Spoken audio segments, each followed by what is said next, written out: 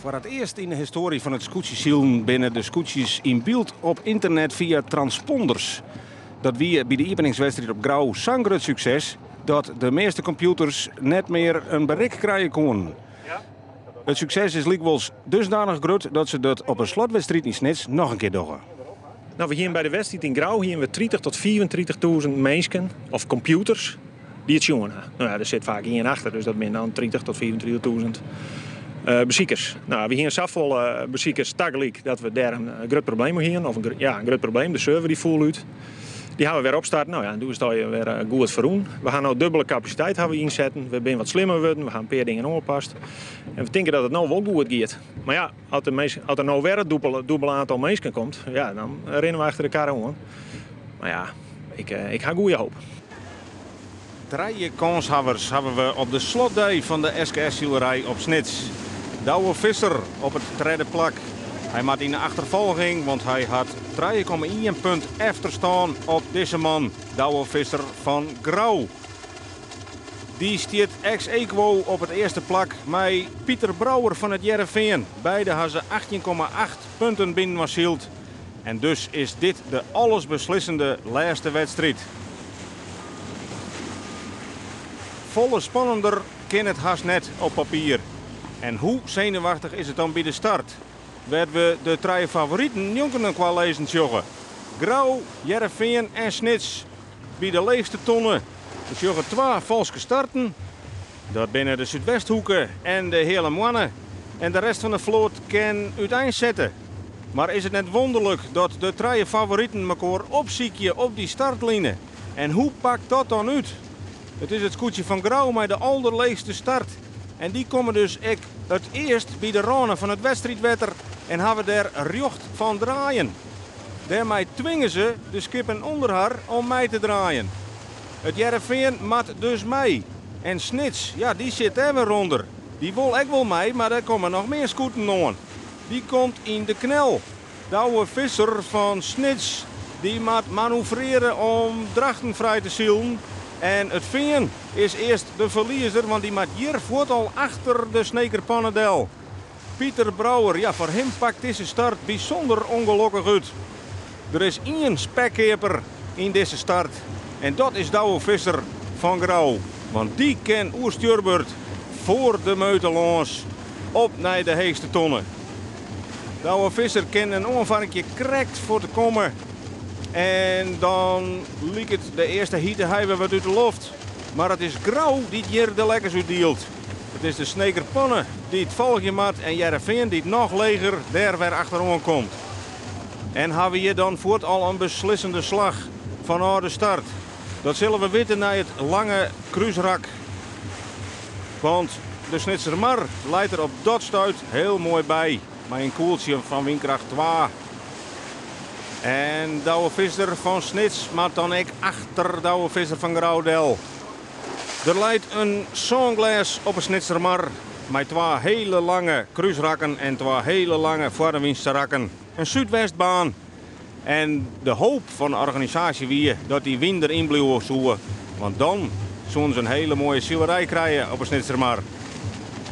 Grauw is in die het best uit die startwijk kwam. Want die komen als eerste bij de bopperste tonnen. De wien zakt het al wat in. Maar Grauw had genoeg gong om die tonnen aan te kennen. En daarachter is het de vraag, wat doet de concurrentie?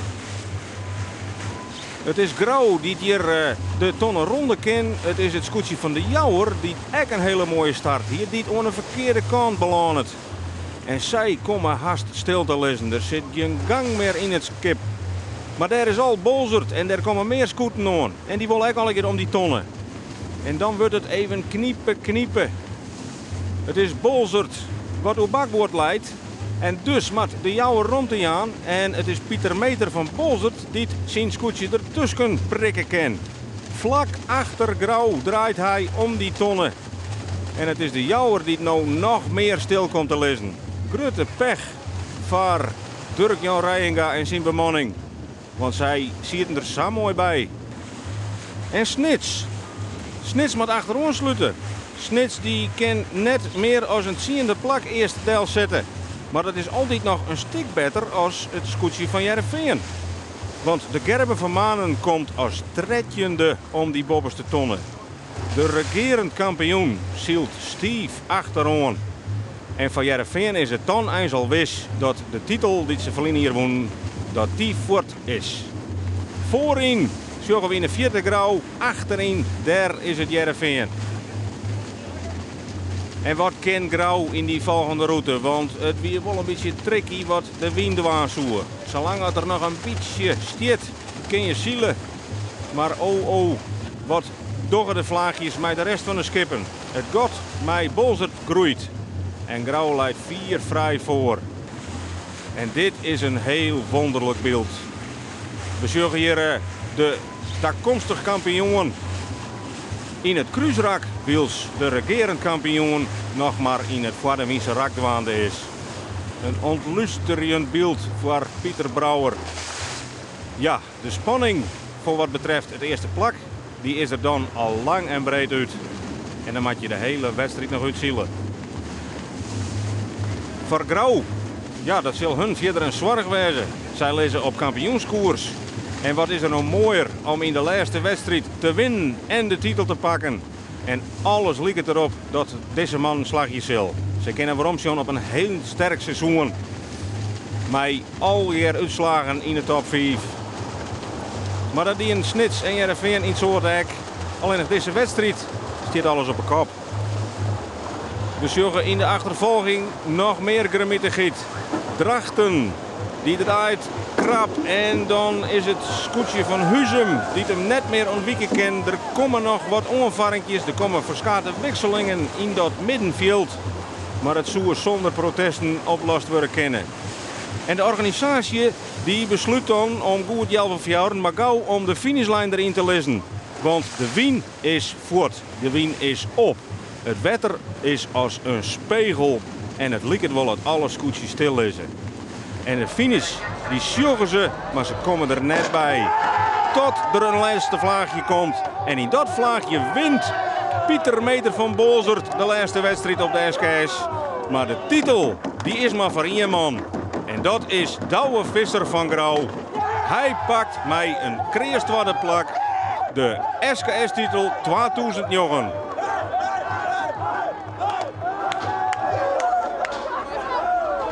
De uitslag hier op Snits. Ian dus Bolzert, 0,9 erbij. Var Grauw, Jennewoord. Huzum op het vierde plak, heel knap. Drachten, Wortsheim, Snits en Heerenveen dus 8e. 9e plak De Lemmer, 10e hele mannen. Var Langwar, de Zuidwesthoeken, Ljouwert op het 13e plak. En op het 14e plak De Jouwer. Dan het klassement, het eindklassement. De winnaar van 2 weken SKS Grauw met Douwe Visser 20,8. Var Heerenveen Pieter Brouwer 26,8. En op de tweede plak Snits Douwe Visser 28,9. Var Bolzert, De Lemmer, De Jouwer, Jennewoord en de hele mannen. 9e plak Drachten Albert Visser, 10 Wortsheim, of de Ljouwert, 12 de Zuidwesthoeken, 13 Huzum en laatste 14e Langwaar Jeroen Pietersma.